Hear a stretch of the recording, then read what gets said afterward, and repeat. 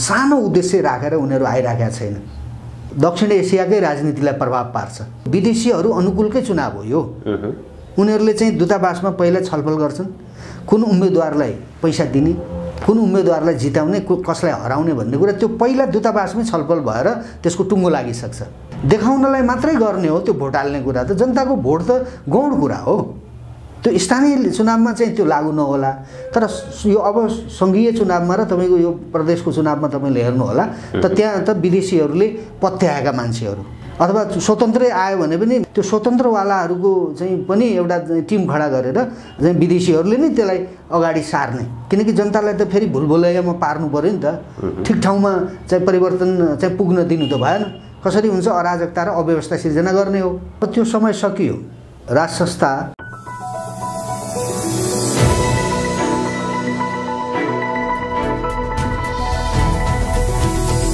हिमाल online TV. नेपालमा केही वर्ष यता निरन्तर राज संस्था चाहिन्छ भनेर विभिन्न कार्यक्रमहरू भइरहेका छन्, विचारहरू प्रस्तुत भइरहेका छन्। खास गरी नेपालमा राज संस्था ल्याउनको लागि दुईवटा माध्यमहरू सञ्चार माध्यममा आइरहेका छन्। ती समूहबाट त्यस्ता गतिविधिहरू भइरहेका छन्। एउटा भएको उपलब्धिलाई वर्तमान संविधानमा संशोधन गरेर राज संस्था र हिन्दू राष्ट्र पुनर्बहाली गर्ने एउटा यो तवरबाट आवाजहरू कार्यक्रमहरू बाहिर आइरहेका छन् भने अर्को तरिकाबाट अब यो नेपालको पछिल्लो उपलब्धि संविधान, गणतन्त्र, संघीयता यी सबै कुरालाई खारेज गरेर एउटा ठुलो जनआन्दोलनको माध्यमबाट यी सबै कुरा खारेज गर्ने र नेपालमा राज संस्था र हिन्दू राष्ट्र पुनर्स्थापना गर्ने भनेर यो प्रकारको कार्यक्रमहरू, गतिविधिहरू पनि विभिन्न सङ्घ संस्थाबाट, पार्टीहरूबाट अगाडि आइरहेका छन्। वास्तवमा नेपालमा राज संस्था फर्किने सम्भावना कति छ? हामीले जुन राज संस्थाको कुराहरू सुनिरहेका छौँ, विभिन्न व्यक्तिहरूबाट, विभिन्न समूहबाट यी कुराहरू आइरहेका छन्। राज संस्थाको औपचारिक धारणा के छ त? यो विषय भने आजको दिनसम्म पनि बाहिर आएको छैन। यदाकता हामीले सुनेका छौँ राजा ज्ञानेन्द्र शाहबाट यदि जनताले चाहेको खण्डमा त्यो संस्था आउन तयार छ भन्ने उहाँको उत्तर चाहिँ सुनिएको छ। तर पछिल्लो समय राजाको तर्फबाट, त्यो संस्थाको तर्फबाट औपचारिक धारणा बाहिर आएको छैन। आज हामी राज संस्थाको औपचारिक धारणा के छ राज संस्थाको सन्दर्भमा यो विषयमा कुराकानी गर्नेछौँ।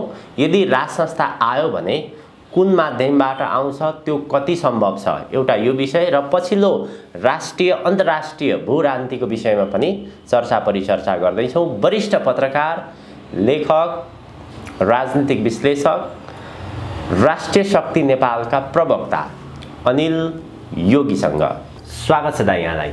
धन्यवाद। निकै लामो समयपछि यहाँसँग कुराकानी गर्दैछु। पछिल्लो केही महिना यता नेपालको राजनीति जुन ढङ्गले विकसित भइरहेको छ, अझ यो स्थानीय तहको निर्वाचनपछि भनौँ न, स्थानीय तहको निर्वाचनपछि सरकार परिवर्तनका कुराहरू अगाडि बढिरहेका छन्। प्रधानमन्त्री र प्रधान सेनापति अमेरिका भ्रमणमा जाने कुरा छ। अन्तर्राष्ट्रिय भू राजनीति त्यही ढङ्गले चर्किँदै गएको अवस्था छ। नेपालमा विशेष गरी जुन ढङ्गले राजनीति विकसित हुँदै अगाडि बढिरहेको छ, यो कुन बाटोतर्फ छ अहिलेको नेपालको राजनीति पछिल्लो समय?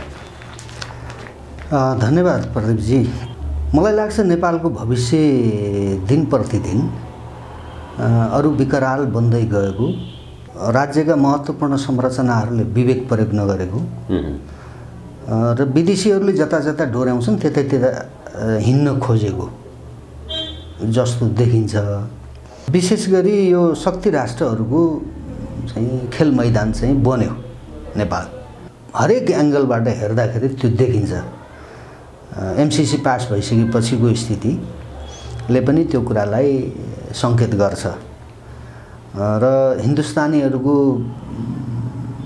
नजरबाट उनीहरूले जे कुरा अहिले देखिरहेका छन् र जे कुरा भनिरहेका छन्, जस्तै भारतीय प्रधानमन्त्री बुद्ध जयन्तीको दिनमा आएर उहाँले जे कुरा भन्नुभयो, त्यो सबै हेर्दाखेरि चिनियाहरूको एमसीसी पास हुनुभन्दा अगाडिको प्रतिक्रिया के थियो, नेपालको सन्दर्भलाई त्यो एमसिसीको सन्दर्भलाई हेर्दाखेरि अहिले चिनियाहरू किन मौन बसेका छन् र यो एमसिसी पास भइसकेपछि अमेरिकन मन्त्रीहरू नै आएर तिब्बती शरणार्थीहरूलाई भेट्ने कुरादेखि लिएर अब यो तमाम घटनाक्रमलाई हेर्दाखेरि नेपाल ठुलो एउटा विग्रह र ठुलो एउटा विध्वंसको बाटोतर्फ उन्मुख भएको देखिन्छ।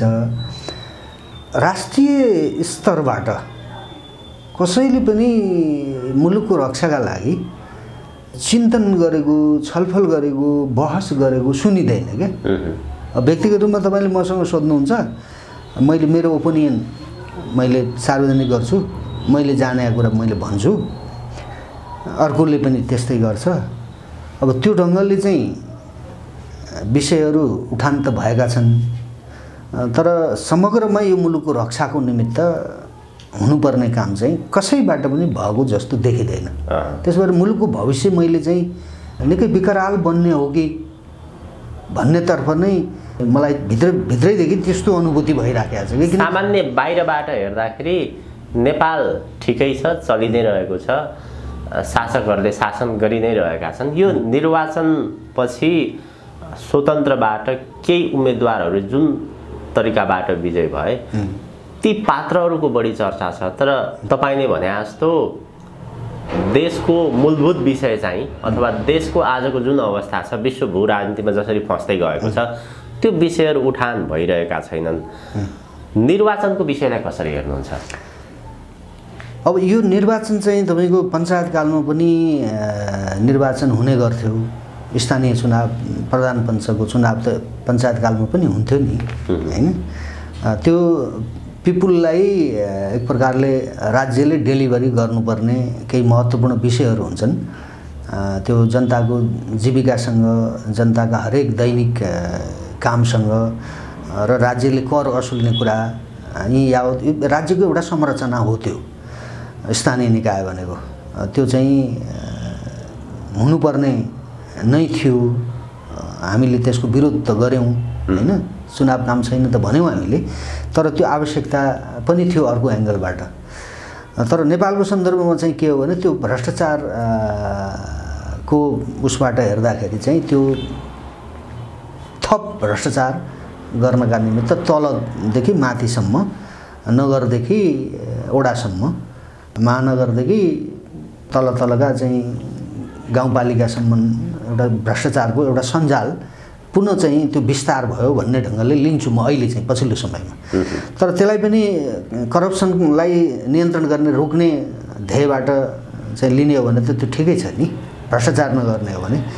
तर त्यो टिकट वितरण गर्नेदेखि लिएर चुनावमा उम्मेदवार भएकाहरूले अब लाखौँ खर्च गरेका छन् हैन। त्यो त फेरि उनीहरूले उठाउने त भ्रष्टाचार गरेरै हो नि।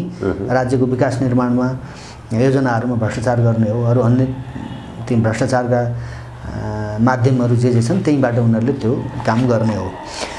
त्यो यसलाई अब धेरै ठुलै कुरा भयो भन्ने मलाई चाहिँ लाग्दैन, ठिकै छ। तर जो यो पार्टी संरचनाबाट भन्दा बाहिरबाट जुन खालको चुनावमा सहभागिता देखियो, तपाईँले अघि भन्नुभयो स्वतन्त्र, अब त्यो चाहिँ यो व्यवस्थाप्रतिको अस्वीकारोक्ति थियो, यो सिस्टमप्रति अथवा यी राजनीतिक दलहरूप्रतिको चाहिँ विरोधको एउटा उपजको रूपमा ती उपस्थितिहरू भए देखियो।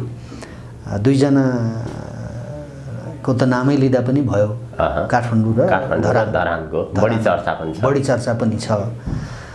अरू पार्टीभित्र पनि तपाईँले हेर्नुभयो भने जो असल भनिएका छन् र समाजले पनि पत्याएको छ, तिनीहरूले जितेका छन् र उमेरको हिसाबले पनि तिनीहरू चाहिँ तल 40 भन्दा तलका उम्मेदवारहरूले जितेका छन् क्या हैन। त्योभन्दा माथिकाले हराइदिएको छ, अथवा गलत मान्छे हो यो भन्ने चाहिँ जनतालाई पर्यो भने त्यसलाई पनि हराइदिएको छ। त्यो मानेमा चाहिँ यो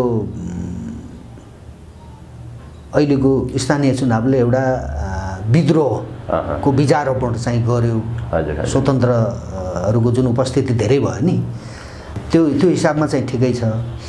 तर भोलि विदेशीहरूले के खेल्न सक्छन् भने यो व्यवस्थाको असफलताको चाहिँ ठाउँमा उभिनुपर्ने को त भन्दा त्यो उभिनुपर्ने भनेको यो 62-63 को 10 वर्षको माओवादीको युद्ध र यो 62-63 को तथाकथित जो जनआन्दोलन भन्छन् यिनीहरूले पार्टीहरूले त त्यसबाट सबभन्दा बढी क्षति बेहोर्नु पर्ने अथवा क्षति बेहोरेको भनेको त राज संस्था हो हैन। त्यो कुनै तर्क राज संस्था हटाइनुका कुनै महत्त्वपूर्ण तर्कहरू पनि चाहिँ छैनन्। उनीहरूले गतिलो ढङ्गले तर्क दिन सकेनन्। जे कुरा उनीहरूले भन्दै थिए यो देशको उन्नति र प्रगतिको बाधक राज संस्था हो भन्थे नि त राज संस्था हटाइसकेपछि को बाधक त अब काम गर्न किन नसकेको, किन चाहिँ स्वतन्त्रहरूले जित्ने स्थिति बन्यो र पार्टीमा चाहिँ लागेका मान्छेहरूले हार्नुपर्ने स्थिति आयो त हैन। त्यो स्थिति त त्यसै आएको छैन। त त्यो ठाउँ जुन राज संस्थाले पुनः त्यो ठाउँ लिने जुन स्थिति बन्दैछ नेपालमा त्यो स्थितितर्फ चाहिँ मुलुकलाई जान दिनु हुँदैन भनेर अब विदेशीहरूले त्यो स्वतन्त्र नागरिकहरू जो एक्टिभिस्टको रूपमा काम गरिराखेका छन् ती मान्छेहरूलाई पनि भित्रभित्र सङ्गठित गराएर एउटा मुलुकलाई अर्को दिशातिर चाहिँ डोर्याउने त्यो परिपन्थ र त्यो परिपाटी पनि हुनसक्छ। त्यसो भएको हुनाले समग्रमा चाहिँ यो स्थानीय चुनाव त भइगयो, ठिकै छ। तर अब आउने चुनावहरू चाहिँ निकै गम्भीर चाहिँ खतरनाक तरिकाले हुनेवाला छन्। अब यसपछिको नेपालको राजनीति कसरी अगाडि बढ्छ भन्ने सन्दर्भमा चाहिँ नेपालको आजको समस्या भनेको जुन अहिलेको संविधान गणतन्त्र यो प्राप्त हुनको लागि यसको लामो पृष्ठभूमि छ। यो आउनुभन्दा अगाडि यसको लामो पृष्ठभूमि छ। 10 वर्षे जनयुद्ध भयो, दलहरूको उदय भयो, त्यसपछि यो अहिलेको चाहिँ व्यवस्था आयो। केही महिना केही वर्ष यताको कुरा गर्ने हो भने गणतान्त्रिक संरचना यो संविधान रहन्जेलसम्म देश सधैँ गुलाम नै हुने हो। देशको वास्तविक समस्या सधैँ लुकेर नै बसेका हुन्छ अथवा देशले मुक्ति पाउँदैन भनौँ न सिधा अर्थमा भन्दाखेरि।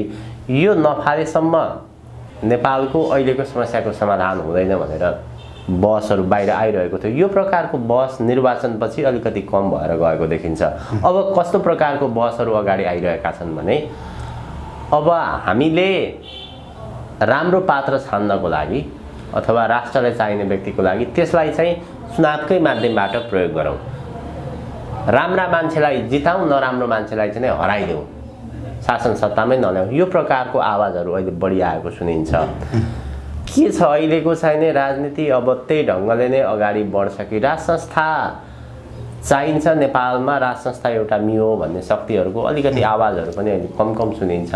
के कस्तो छ तयारी, कसरी जाने अवस्था छ, त्यसमा विदेशीहरू बाधक बनिरहेका छन् कि के छ? विदेशीहरूको त लामो योजना अन्तर्गत यो देशमा उनीहरूले आफूलाई आफ्ना जो मान्छे बनाए विदेशीहरूले, ती मान्छेहरू हरेक पार्टीभित्र उनीहरूले आफ्ना मान्छे बनाएका छन् विदेशीहरूले। तिनीहरूकै माध्यम उनीहरूले यो संविधान पनि निर्माण गर्ने काम गरे, क्रान्ति गराउने काम गरे, आन्दोलन गराउने काम पनि विदेशीहरूले गराए। यिनी सबै 7 सालदेखि अहिलेसम्मको राजनीतिक इतिहासलाई हेर्ने हो भने नेपालका क्रान्ति र आन्दोलनमा विदेशीहरूको महत्त्वपूर्ण भूमिका छ नि त हैन। चाहे त्यो 7 सालको परिवर्तनमा भन्नुहोस्, चाहे त्यो माओवादीको 10 वर्षको युद्धमा भन्नुहोस् हैन, चाहे यो 62-63 को आन्दोलनमा भन्नुहोस् हैन, चाहे यी जे अहिलेसम्म भइराखेका छन् अरू देशभित्रका आन्दोलन, त्यो मधेस आन्दोलन भन्नुहोस् हैन, के यी सबै आन्दोलनमा चाहिँ विदेशीहरूको महत्त्वपूर्ण भूमिका नदेखिने गरी ब्याकग्राउन्डमा छ। त्यसो भएको हुनाले हामीले भनेको चाहिँ के हो भने यो व्यवस्थाका पछाडि विदेशीहरू छन्। हामीले चाहिँ यो व्यवस्था स्वाधीन छैन यस कारणले भनेको कि विदेशीहरूको अधीनमा विदेशीहरूले गराउने चाहिँ आन्दोलन र त्यो आन्दोलनका माध्यमद्वारा परिवर्तन गरिएका व्यवस्थामा त विदेशीहरू नभइकन को हुन्छ त? विदेशीहरू नै हुन्छन्। त पछिल्लो समयमा त यस्तो भयो, मैले मात्र होइन धेरै जानकारहरूले त्यो भन्ने गरेका छन् कि एकजनाको त नामै लिउँ जो अहिले चाहिँ गुमनाम जस्तै हुनुहुन्छ, भोजराज पोखरेल भन्ने जो निर्वाचन आयुक्त हुनुहुन्थ्यो। उहाँले 1-2टा चुनाव पनि गराउनु भयो हैन। त उहाँले आफै भन्नुभएको थियो क्या उहाँकै शब्दमा कि नेपालका पार्टीका नेताहरू भारतमा गएर मलाई मन्त्री बनाइदेऊ, प्रधानमन्त्री बनाइदेऊ भनेर भन्छन्।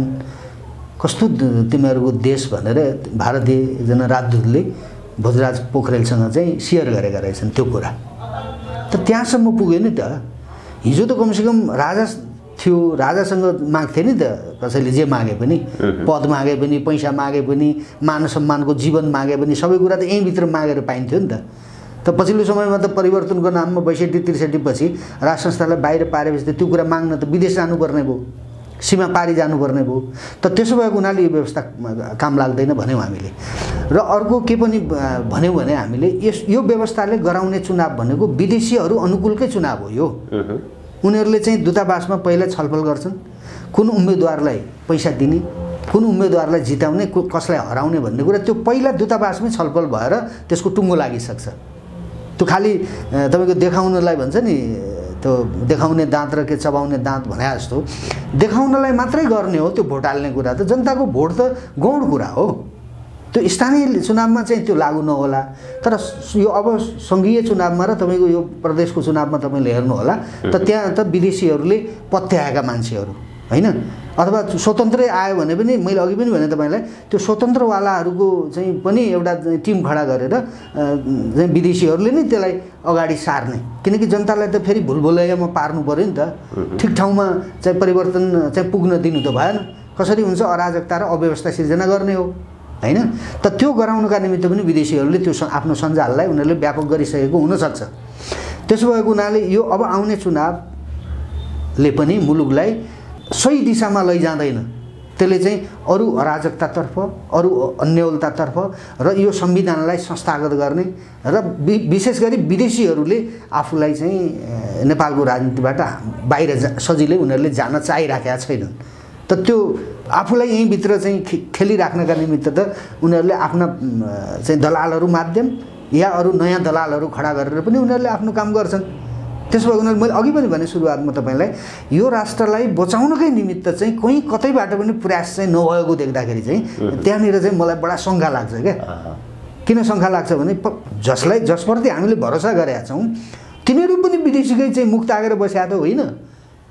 नेपाल चाहिँ उनीहरूले पनि नेपालको भू राजनीतिक अवस्था र नेपाली जनताको अहिलेको परिवर्तनप्रति यो व्यवस्थाप्रतिको असहमति र यो मुलुक अनुकूलको राजनीतिक व्यवस्था जुन खोजिराखेका छन् नेपालले, त्यो जनतासँगै बसेर चाहिँ गर्न चाहिँ नसकिने भयो भन्ने पर्या हो कि सबैलाई, त्यस्तो खालको चाहिँ सन्देश पनि गयो क्या देशमा, जसले यो मुलुकको कुरा गर्नुपर्ने थियो, जसले साँच्चीकै नेपाली जनताको जीवनको सुरक्षाको कुरा गर्नुपर्ने थियो है, जसले हाम्रा आफ्ना धर्म संस्कृति सभ्यतालाई बलियो बनाउने गरिकन र नेपाललाई नेपाल जस्तो एउटा फरक देशको रूपमा उभ्याउनु पर्ने जुन हाम्रा पुर्खाहरूले जुन योगदान दिए र उभ्याउँदै आएका थिए नि त हैन। राजा महेन्द्र को सम्झना हामीले गऱ्यौँ भने 17 साल पछिको चाहिँ शासनले त देश जस्तो बनाएको थियो नि त। आज त 17 सालभन्दा अगाडिको स्थितिमा पुग्यौँ नि हामी। त्यसो भएको हुनाले यो राजनीतिक व्यवस्थाले, यो सिस्टमले, यो प्रणालीले करप्सन पनि अन्त्य हुँदैन, विदेशीहरूको हस्तक्षेप पनि अन्त्य हुँदैन र हामीले स्वाधीन भएर आफ्नो विवेकका आधारमा, हाम्रो आफ्नै बुद्धिका आधारमा मुलुक हाँक्न चाहिँ हामी सक्दैनौँ। यो चाहिँ स्पष्ट भयो। किनकि जहाँबाट हुन्छ जसरी हुन्छ विदेशीहरूले अगाडि सारेका पार्टीहरू अथवा कुनै अभियन्ता भन्नुहोस्, जेसुकै जे भने पनि त्यो विदेशीहरूले चाहिँ छोड्नेवाला छैनन् सजिलै, किनभने त्यहाँसम्म पुग्यो। यो अहिले अमेरिकनहरूको चाहिँ जुन नेपालको राजनीतिमा यो एमसिसी माध्यम अमेरिकनहरूको जुन यहाँ उपस्थिति चाहिँ भयो नि, यसले त दक्षिण एसियाकै राजनीतिलाई प्रभाव पार्छ। त्यो सानो चाहिँ योजनामा सानो उद्देश्य राखेर उनीहरू आइराखेका छैन। मैले अघि घटनाक्रम तपाईँलाई भने त्यो ट्रान्समिसन लाइन बनाउने कुरा न थियो, त्यो 55 अरब कि कति सहयोगको कुरा त त्यो ट्रान्समिसन लाइन कसले बनाउने होला त? के त्यो तिब्बती शरणार्थीहरूले बनाउने होला त? दलाइ लामाहरूले बनाउने होला त? त्यो विद्युत भारतबाट किनेर बालिराखेका छौँ हामीले हैन। विद्युत उत्पादन हुने कहिले हैन। अहिले त्यो ट्रान्समिसन लाइन बनाएर बेच्ने चाहिँ के आफ्नै देशको जनतालाई पुगेको छैन। अब विकास निर्माणका योजनाहरू पनि अब जस्तै तपाईँको मोदी प्रधानमन्त्री मोदी नेपाल आउँदाखेरि लुम्बिनी एयरपोर्टमा उहाँले आफ्नो विमान अवतरण गर्नु भएन। पछि आयो कुराहरू त्यो चीनले बनाएको भनेर उहाँ चाहिँ त्यहाँ आउनु भएन रे भन्ने कुराहरू पनि आए हैन। यहाँ तपाईँको विकास निर्माणदेखि लिएर जे चाहिँ प्रोजेक्टहरू आउँछन् नि प्लानहरू विदेशीहरूको प्लानिङमा आइराखेका छन् क्या, त्यो युद्ध रणनीतिका आधारमा आइराखेका छन्। चाहे एयरपोर्ट भन्नुहोस् चाहे मोटर बाटो भन्नुहोस्, यो कान्ति राजपथ भारतले बनाउन नदिएको त्यो बेलामा है। तपाईँको यही कोदारी राजमार्ग राजा महेन्द्रले बनाउनु खोज्दाखेरि त्यो चीन के अरे कम्युनिस्टहरू आउँछन्, कम्युनिस्टहरू आउन सजिलो हुन्छ भनेर चाहिँ राजा महेन्द्रलाई एडभाइस गरेका थिए अरे क्या। भारतीय चाहिँहरूले त त्यो बेलामा राजा महेन्द्रको ताकतदेखि नै उनीहरूले आफ्नो मान्छे राखेका थिए महेन्द्रलाई घुमाउनलाई, त महेन्द्रले त्यसको प्रतिवाद गर्नुभयो। कम्युनिस्ट गाडी चढेर ट्याक्सीमा गाडी चढेर आउँदैन कम्युनिजम भनेर चाहिँ महेन्द्रले प्रतिवाद गर्नुभयो र त्यो कोदारी राजमार्ग बनाउनु भयो हैन। त्यसो भए यो पछिल्लो समयमा त जे जति कुराहरू यहाँ भयो अथवा गरिँदैछ त्यो युद्ध रणनीतिकै आधारमा चाहिँ गरिएका छन् है। त्यो किन त भन्दा चीनले आफ्नो जुन ढङ्गको चाहिँ आर्थिक हिसाबले सैन्य हिसाबले जुन आफ्नो एउटा शक्ति विश्वको शक्ति राष्ट्रको रूपमा आफूलाई उभ्याउँदै गयो र उसलाई कमजोर बनाउनका निमित्त कहाँबाट चाहिँ खेल्न सकिन्छ त्यो चाहिँ विदेशीहरूले अरू शक्ति राष्ट्रहरूले त्यो प्रयास गरिराखेका छन्। त त्यसको केन्द्र चाहिँ नेपाल बनाइयो क्या। नेपालमा अहिले कुनै पनि राजनीति छैन, कुनै संस्कार छैन। यो अहिले टोटली रूपमा चीनका विरुद्ध यो एउटा प्रयोग हुँदै गएको एउटा भूमिको रूपमा मात्र अगाडि बढिरहेछ। त्यो यथार्थ त्यही देखियो नि।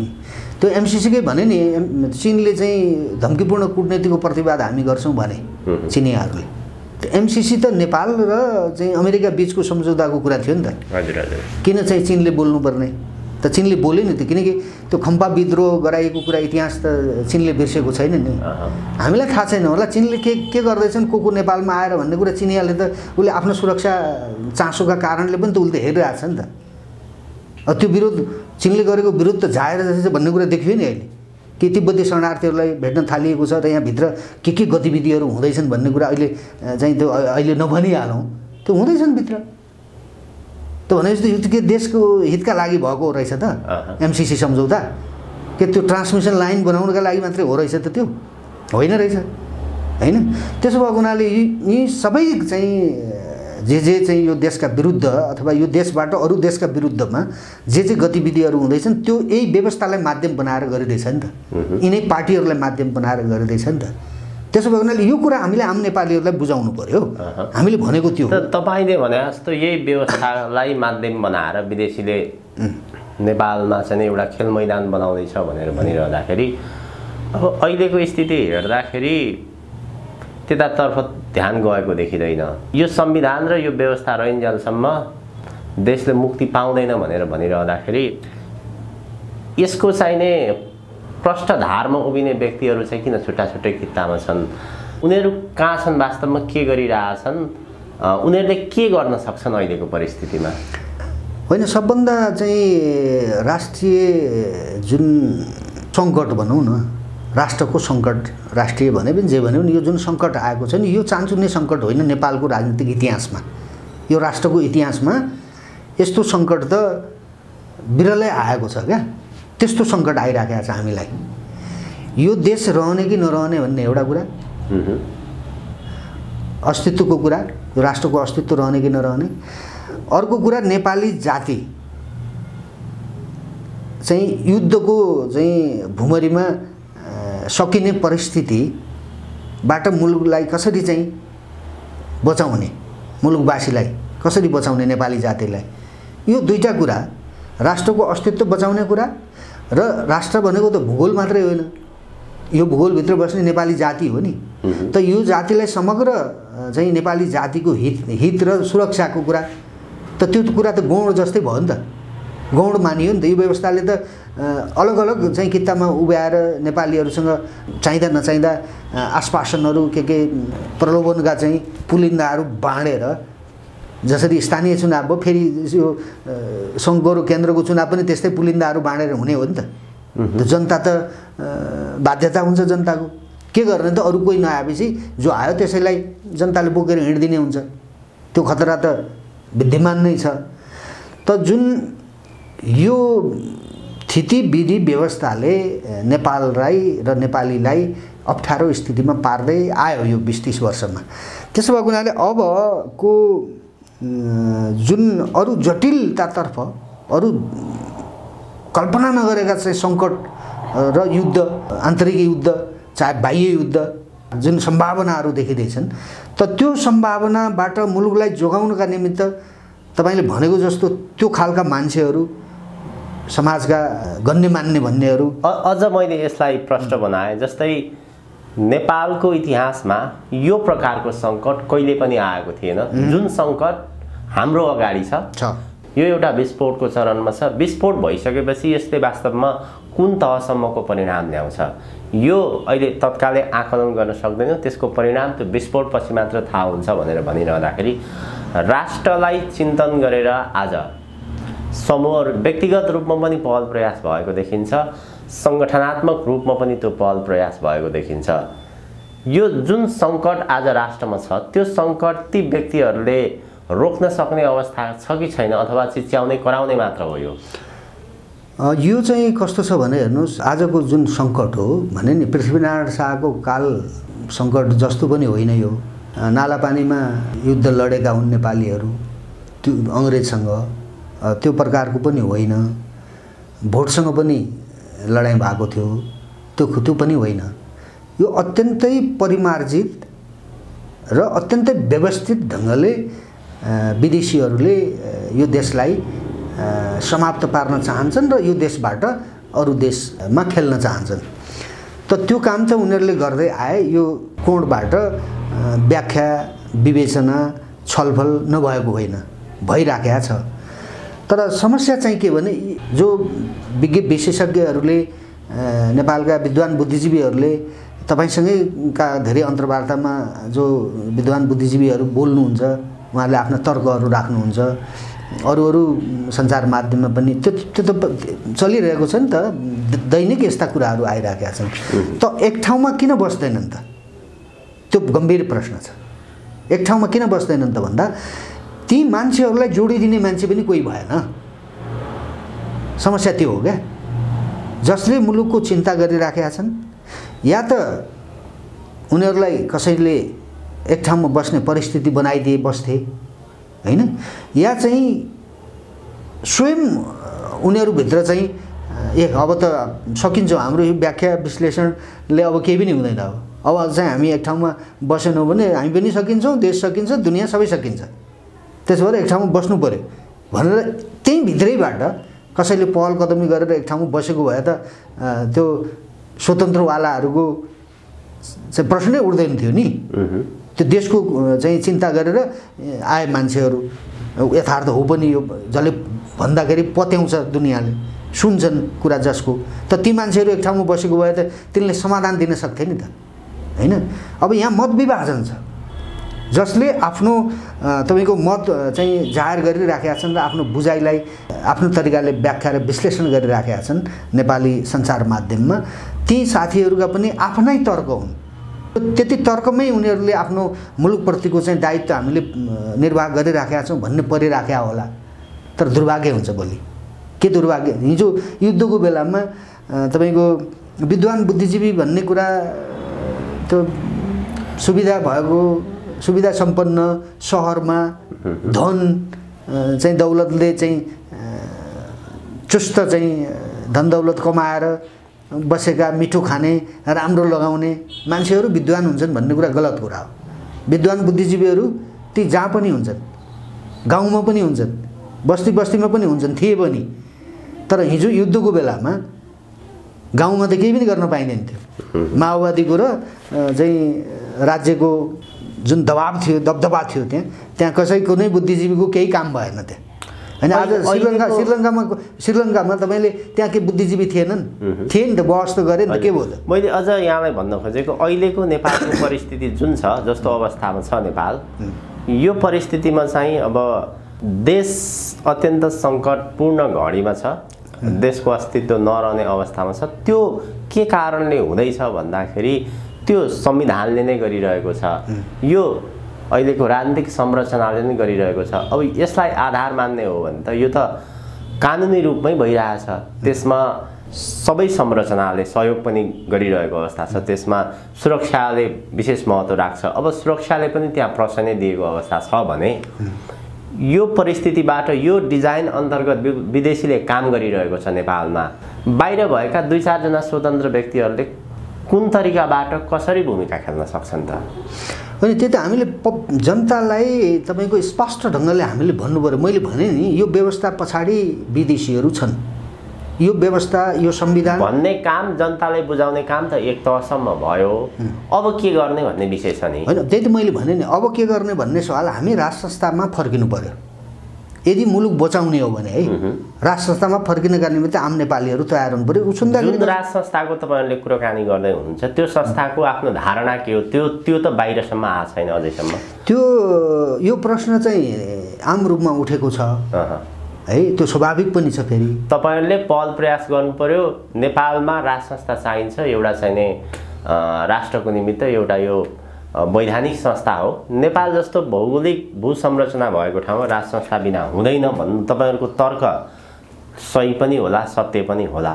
तर जुन संस्थाको कुराकानी गर्दै हुनुहुन्छ तपाईँ, त्यो संस्थाले पनि त आफ्नो भूमिका निर्वाह गर्नु पर्यो। तपाईँहरू कहिलेसम्म यो विषयमा आवाज उठाइरहने, कहिलेसम्म बोलिरहने, त्यो संस्थाले कहिले चासो दिने, यो अलिकति जटिल विषय छ। यो त धेरै वर्ष भयो नि राज संस्थाको विषय कुराकानी गरेर। त्यो तपाईँहरूले प्रश्न गर्न धेरै आधारहरू पाउनुभयो होइन। त्यो आधार राज संस्थाले नै दियो होइन। जब देशलाई अप्ठ्यारो परेको बेलामा निर्णायक भूमिका खेल्नुपर्ने संस्थाले यो सङ्कट आइपुग्दा पनि उसले आफ्नो भूमिका खोजिदिएन भने त देशप्रति, यो माटोप्रति र नेपाली जातिप्रति त्यो संस्थाले न्याय गर्छ। हिजो गर्यो, आज गर्यो, अब भोलि गर्छ भनेर मान्छेले कसरी पत्याउने त? त्यो संस्थाको एउटा तर्क चाहिँ के आएको छ भने यदि जनताले चाहेको खण्डमा भनेपछि 3 करोडको हाराहारीमा जनता छ, जनताले चाहेको रहेनरहेछ भन्ने देखियो नि यो अहिलेको परिस्थितिलाई हेर्दा। यदि त्यस्तो मान्ने हो भने चाहिँ होइन, त्यो अति लोकतन्त्रवादी अभिव्यक्ति हो जस्तो लाग्छ मलाई राजाको। मलाई त्यो कुनै अनौठो तर्क हो भन्ने लाग्दैन। अति लोकतन्त्रवादी भने नि मैले, जसले चाहिँ यो प्रजातन्त्र, लोकतन्त्र, के गणतन्त्र, यो फगत व्यवस्थाको बकवास गरे, वकालत गरेर यो देशलाई विदेशीहरूको क्रीडास्थल बनाए। तिनीहरूकै भाषा चाहिँ हामीले चाहिँ बोल्ने, राजाले पनि त्यही बोल्ने भयो जस्तो त्यो के मतलब हो त? प्रजातन्त्र भनेको त्यो ल्याउने चाहिँ फाल्ने कुरा होइन, त्यो ल्याउने चिजै होइन। त्यो कुनै पनि राष्ट्रको शासकको चाहिँ चरित्र, मनोवृत्ति। जनताले चाहे भन्ने सन्दर्भलाई यदि राजाको कुरा मान्ने हो भने त्यो कसरी चाहे भन्ने विषय त त्यसलाई निर्णय गराउने हो भने चाहिँ, अथवा त्यसलाई अलिकति संस्थागत रूपमा जाने हो भने एउटा चाहिँ सडकको आवाज होला, त्यो भने जस्तो। अर्को पार्टीहरूकै कुराकानी गर्ने हो भने केही व्यक्तिहरूले पनि भनिरहेका छन् यदि त्यस्तो हो भने निर्वाचनमा आयो भयो। यदि त्यसरी क्याल्कुलेसन गर्ने हो भने, मध्यनजर गर्ने हो भने, जनताको मापन गर्ने हो भने चाहिँ कि त त्यो ढङ्गले आउनु पर्यो। होइन, यो राष्ट्रलाई त्यो राज संस्था आवश्यक छ, एउटा अभिभावकको आवश्यकता छ भने जनताले चाहेको खण्ड भन्दा पनि राष्ट्रले चाहेको छ भन्ने हिसाबले पनि आउनुपर्ने होला। तपाईँले सही भन्नुभयो। कुरै त्यही हो क्या। जनताले चाहिँ चाहेपछि, जनताले आऊ भनेपछि भन्ने कुरा चाहिँ राजाको तर्क चाहिँ जनताले बुझुन् भनेर हो है। जनताले भनेपछि आउँला, नभएमा आउँदिन भनेको होइन भन्ने लाग्छ मलाई चाहिँ। किनकि जनताले त बुझ्नु पनि पर्ने थियो नि त यो व्यवस्थाले के गर्यो भन्ने कुरा। त यो 20-30 वर्षमा बुझ्यौ नि, कति भ्रष्टाचार भयो, कति हजारौँ मान्छे मारिए, राज्यको सम्पत्ति तहस नहस भयो। त्यो त एक तहसम्म होला, अब पनि बुझ्न बाँकी छ कि अब त्यो समय सकियो? होइन, अब त्यो समय सकियो। अब राज संस्था एक्सन नै लिनुपर्ने अवस्था। एकदम त्यो एक्सन नलिएपछि त यो देशै रहँदैन नि।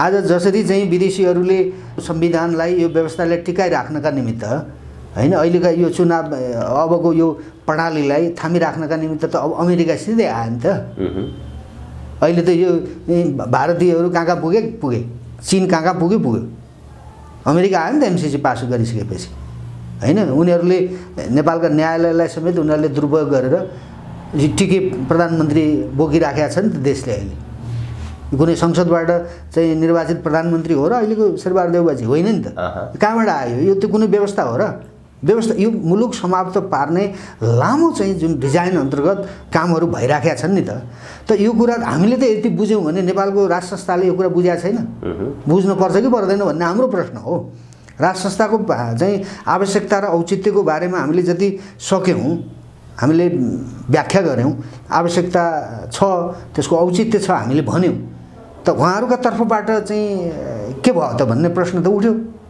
त्यसो भए अब चाहिँ ढिला गर्ने अब पनि चाहिँ यो विदेशीहरूलाई जे पनि गर्न दिने भएपछि त समय घर्किन्छ समय घर्किसकेपछि कसैको आवश्यकता र औचित्यको कुरा गर्दैन त्यति बेला मान्छेले मान्नुहोस् तपाईँ देश एक प्रकारले युद्धमा गयो है जस्तै भनौँ न नेहरू 1962 मा नेहरूको र चाहिँ माओको राम्रो सम्बन्ध थियो व्यक्तिगत रूपमा तर कहाँनिर चाहिँ चीनलाई के चित्त बुझेन भारत र चीनको चाहिँ युद्ध भयो कलकत्तासम्म पुगेको थियो चीन फर्किएको पछि त्यसो भएको हुनाले नेपालबाट चीनले आफूलाई खतरा देख्यो भने हैन त्यो खालका गतिविधिहरू यहाँभित्र निर्वाध रूपमा हुँदै जान थाले भने हैन अमेरिकनहरूले कसैले पनि त्यो गर्दै जान थाले पछि त चीनले के गर्छ त चीनले चाहिँ हेरेर बस्छ तिमीहरू गरिराख भन्छ भन्दैन चीनले त आक्रमण गर्ला किनकि हामी जस्तो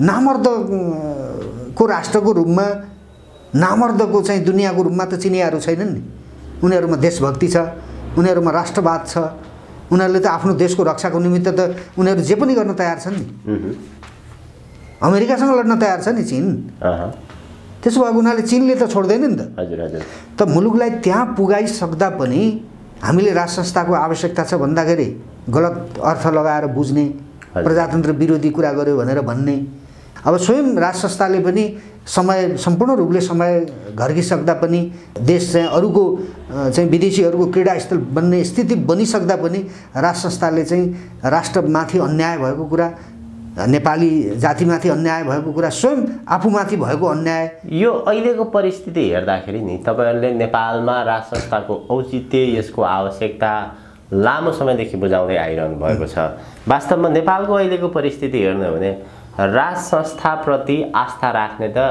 धेरै मानिसहरू छन् नेपालमा राज संस्थाको सुरुवात क्रम कसरी भयो किनभने यो नेपाल सुरुवात भएदेखि नै राज संस्थाको चाहिँ नै सुरुवात भएको छ यसको औचित्य छ त्यसकारणले राज संस्था आवश्यक अथवा यसलाई चाहने त एउटा ठुलो शक्ति छ एउटा शक्तिको एउटा चाहिँ नै मानिसहरूको बुझाइ पनि के छ भने यदि राज संस्थाले अब यो राष्ट्रको निमित्त अभिभावकको आवश्यकता पर्यो त्यसको लागि म आउन तयार छु भनेर उसले बोली मात्र दियो भने स्वयं जनताहरू यति चाहिने पछि अघि पछि लाग्छन् त्यसमा कुनै दुई मत छैन अहिले सामान्यतः एउटा काठमाडौँ महानगरको मेयरमा एउटा स्वतन्त्र व्यक्ति उड्दाखेरि त उसका पछाडि चाहिँ हजारौं लाग्यो भने राजाको त त्यो प्रकारको लोकप्रियता छ तर त्यो लोकप्रियतालाई त्यो जनमतलाई राजाले किन प्रयोग गर्न चाहेन अथवा त्यसलाई सदुपयोग गर्न किन चाहेन राष्ट्रको निमित्त त्यो महत्त्वपूर्ण प्रश्न छ किन होला त्यो चाहिँ मलाई लाग्छ हो तपाईले भन्नुभयो अब यो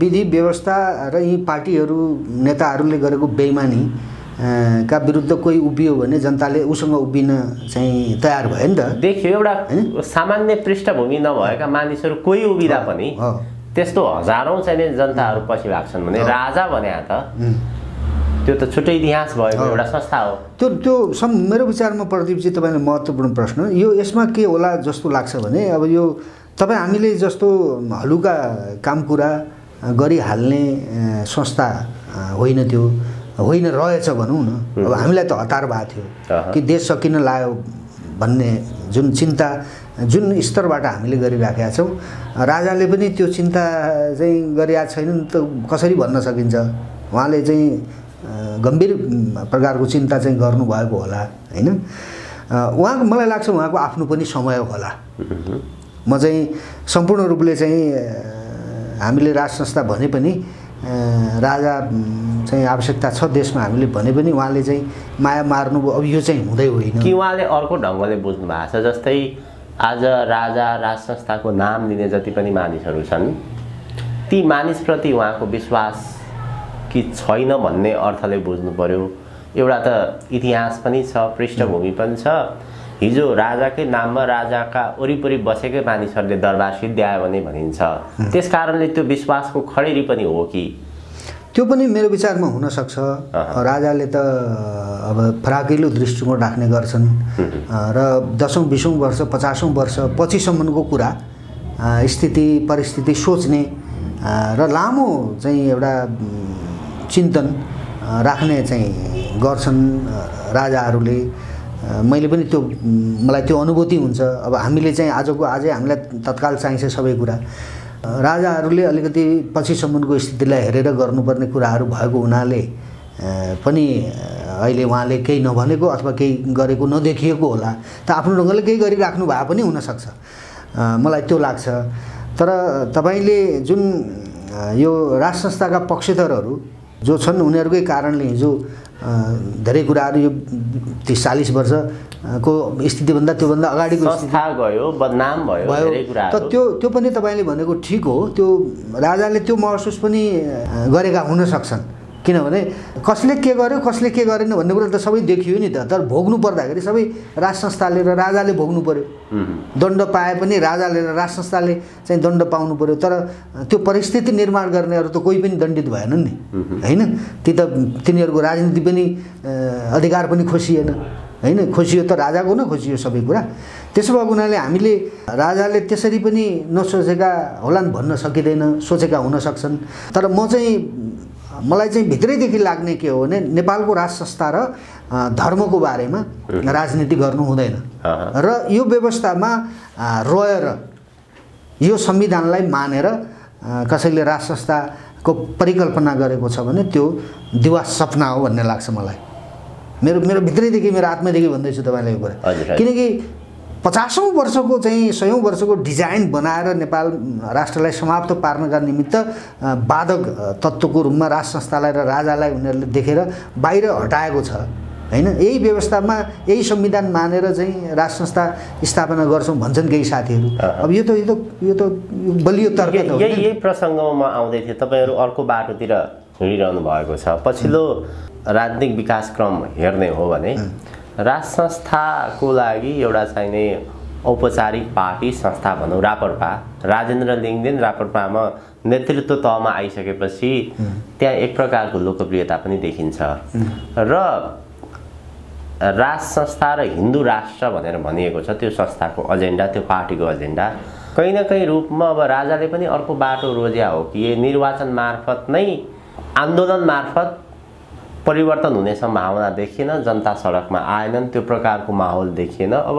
यही संविधानलाई नै प्रयोग गरेर, यही निर्वाचनलाई नै प्रयोग गरेर त्यो स्पेस, त्यो माध्यमबाट पनि राज संस्थाको चाहिने रुचि देखिएको हो अथवा त्यो प्रति अलिकति झुकाव भएको हो कि कस्तो हो? होइन, त्यो राज संस्थाको मुद्दा उठाउने सवालमा राज संस्थाको आवश्यकता छ भनेर जनका बिचमा यो मुद्दालाई घनीभूत रूपमा उठाउने सवालमा चाहिँ जसले जे गरे त्यो ठिक छ, त्यो धेरै राम्रो काम गरेका छन्। यसमा व्यक्तिगत रूपमा मेरो नेगेटिभ कमेन्ट छैन। किनकि एउटा चुनावलाई पनि आन्दोलनकै रूपमा उनीहरूले लिएर राज संस्थाको औचित्य र आवश्यकता छ भन्ने कुरा जनताको बिचमा लिए त्यो ठिक छ। तर एउटा कुरा हामीले बुझ्नुपर्ने कुरा के भने अङ्ग्रेजसँग त राणाहरूको राम्रो सम्बन्ध थियो नि। जङ्गबहादुरको त सबैभन्दा राम्रो थियो। त्यो इतिहासले पनि त्यो देखाउँछ नि। जङ्गबहादुरले बाँके बर्दिया, कैलाली, कञ्चनपुर त्यो तथाकथित त्यो दुईजनाले बेइमानी गरेको गजराज मिश्र र चन्द्रशेखर उपाध्यायले बेइमानी गरेर त्यो सन्धि भनियो, सुगौली सन्धि। त्यहाँ त्यो जमिन छुटेको जमिन चाहिँ जङ्गबहादुरले अङ्ग्रेजलाई रिजाएर फिर्ता ल्याएको हो नि। त त्यो जङ्गबहादुरले पनि नहटाएको राज संस्था कसले हटायो त भन्दा विदेशीहरूको डिजाइनमा शासन व्यवस्था चलाउनेहरूले, विदेशी कम्फर्टेबल भन्छन् नि यिनीहरूले, चीन अनुकूल, भारत अनुकूल, अमेरिका अनुकूल शासन व्यवस्था गर्ने, नेपाली अनुकूल, नेपाल अनुकूल चाहिँ नगर्ने मान्छेहरूले राज संस्था किन हटायो त?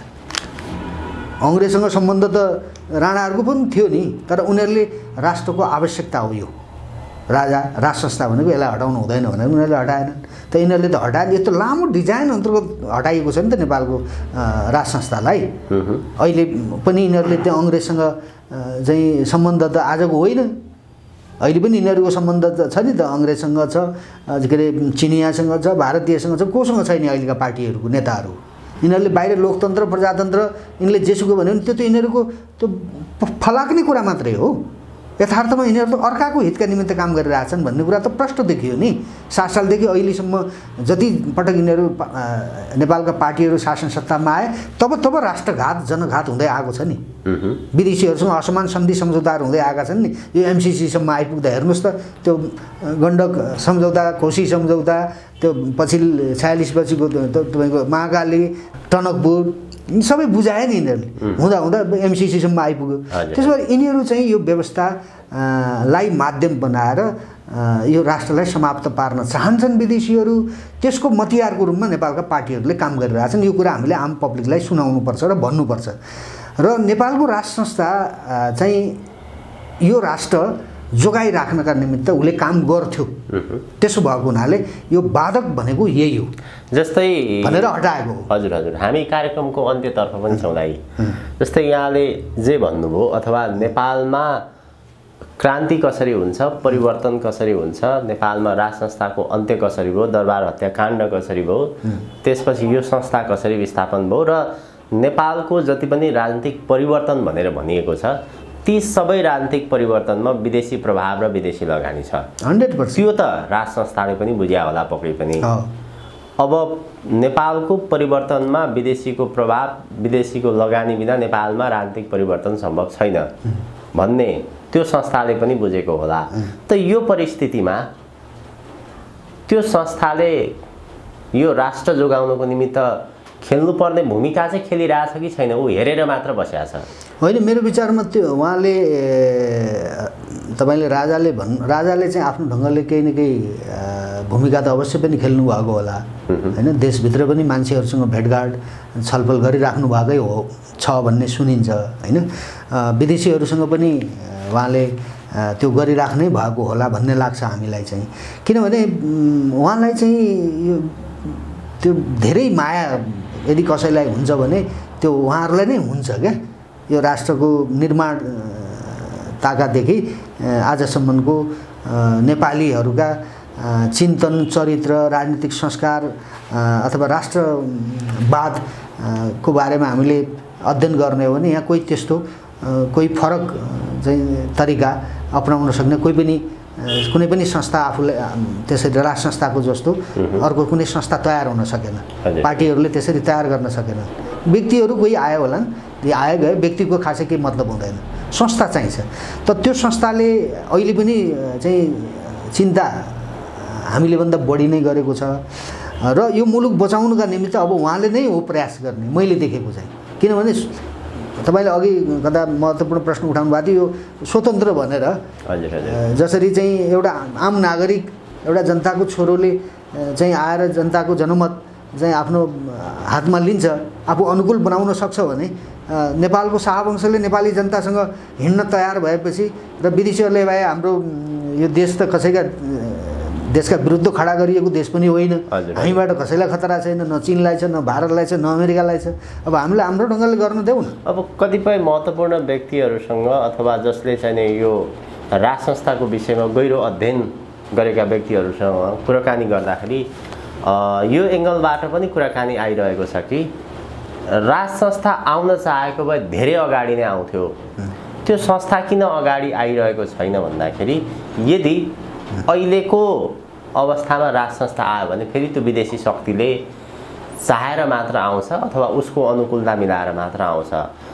विदेशी शक्तिको इसारामा अथवा उनीहरूले बनाएको योजना अन्तर्गत राजा ज्ञानेन्द्र आउन तयार छैनन्, त्यसकारणले यो ढिला भइरहेछ भन्ने प्रसङ्ग पनि छ। यसलाई कसरी हेर्नुहुन्छ? त्यो मलाई लाग्छ त्यसमा सत्यता पनि छ होइन।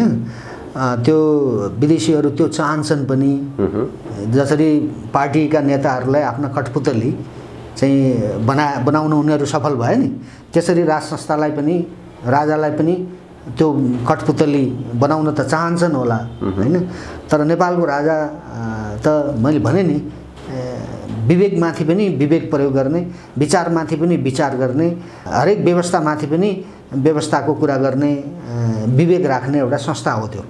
त्यसो भएको हुनाले त्यसो भए त राजै हुँदैन नि, त्यो अरूले ल्याएर राख्ने फाल्ने भएपछि त्यो त राजै हुँदैन नि। त्यसो भएर राजाको सोच चिन्तन, राजाको दूरगामी चाहिँ महत्त्वको विषय त्यो राजाले भन्दा अरू कसैले बढी बुझ्छ जस्तो मलाई चाहिँ लाग्दैन। राजाले त्यो सोच बनाएकै कारणले पनि केही कुराहरू विदेशीहरूले चाहिँ यो तिकडमबाजी गरेको पनि होला। त महत्त्वपूर्ण प्रश्न चाहिँ राजाको लागि त राष्ट्र माटो र नेपाली जनता नै हो। त्यसो भएर मैले व्यक्तिगत रूपमा सधैँ जोड दिने गरेको के हो भने विदेशीहरूको सम्मति, विदेशीहरूको चाहिँ साथ सहयोग नलिने भन्ने त हुँदैन। आजको विश्वमा कसै न कसैको साथ र सहयोग त लिन पर्ला, राजाले पनि लिन पर्ला हैन। तर यो मुलुक चाहिँ हामीले हाम्रै ढङ्गले चाहिँ बचाउने प्रयास गर्छौँ। समय परिस्थिति अनुकूलता कहिलेसम्म कसरी मिल्ने सम्भावना छ? यदि कहिलेसम्म आशाको दियो कहिलेसम्म बालिरहने, जुन संस्थालाई हामीले हेरिरहेका छौँ त्यो संस्था नै आउन तयार भएन भने त्यो दीप कहिलेसम्म बलिरहन्छ भन्ने पनि विशेष गरी जसले राज संस्था चाहेका छन् उनीहरूले कहिलेसम्म बोक्छन्, त्यसपछि थकित पनि त होला, निराशा पनि त होला नि। होइन, अब तपाईँको यो संविधान अनुसार अब यो चुनावमा जाने हो र चुनाव चाहिँ सफल हुने हो। चुनाव त राज्यले चाह्यो भने त गर्छ नि त, विदेशी गर्नुपर्ने बाध्यता पनि छ, गर्नुपर्ने बाध्यता होला, विदेशीहरू छन् नि त ब्याकग्राउन्डमा। त्यसो भएर राज संस्थालाई मुलुकको चाहिँ रखवारी गर्ने, चाहिँ नेपाली जातिको चाहिँ सुरक्षा गर्ने दायित्वबाट जबरजस्ती बाहिर पारिएको हुनाले राज संस्था यो विधि व्यवस्था फेल व्यवस्था आउने राज संस्था नै हो अगाडि आउने। त्यसो भएर राज संस्थालाई अगाडि ल्याउन दिनु हुँदैन, आउन दिनु हुँदैन भन्ने डिजाइन अन्तर्गत यो संविधान निर्माण भएको छ। यो त 47 सालको संविधान फालेर यो संविधान त राज संस्थाका विरुद्ध चाहिँ ल्याएको दस्तावेज हो नि।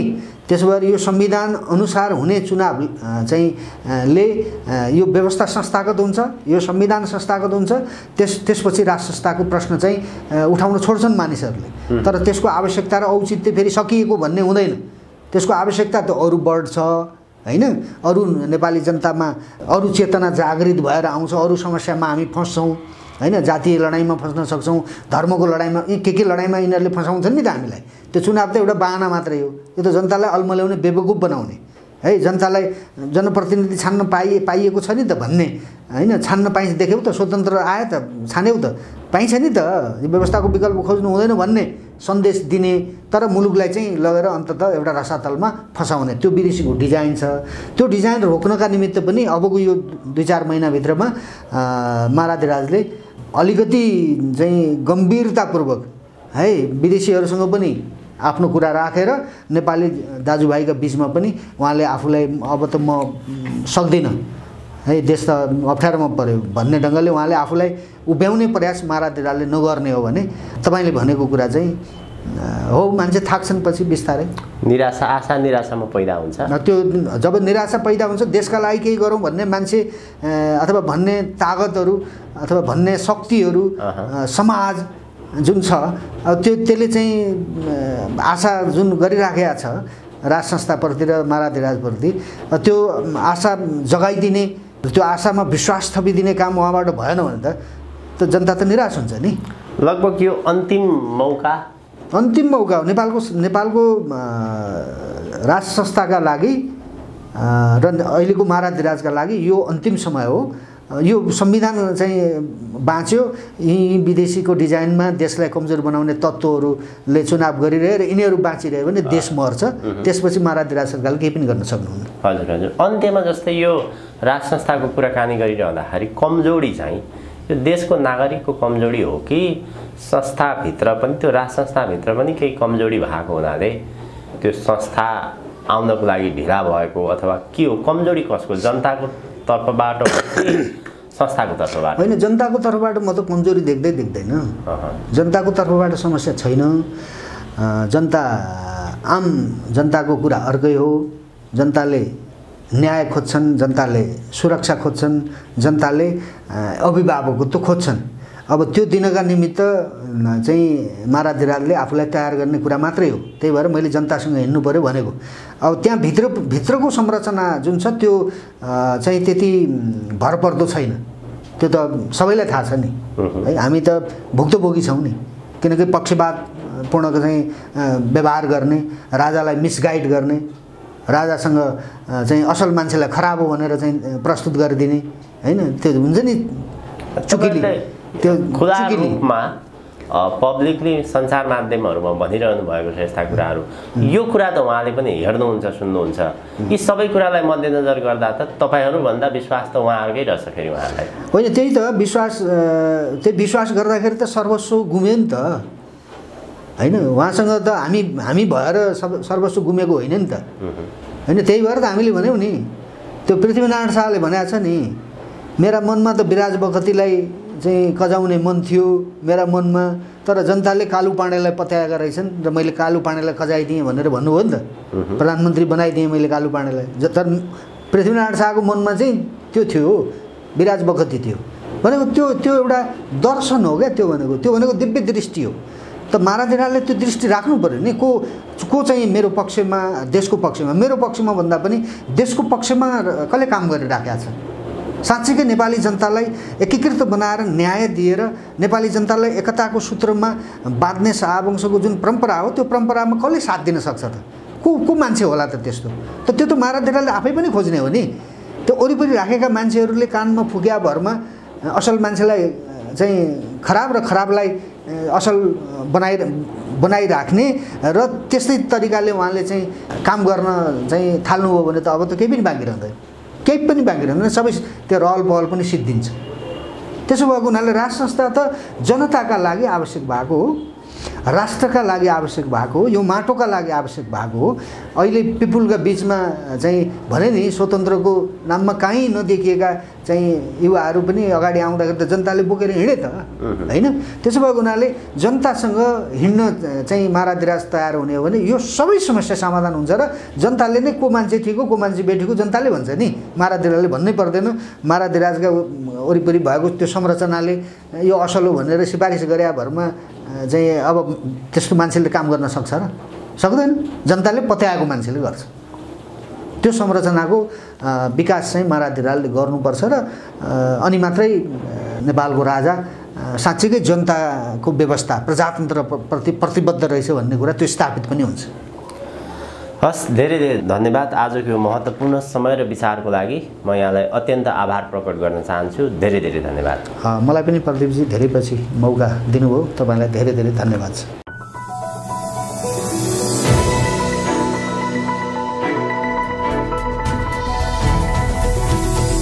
हिमाल अनलाइन टिभी।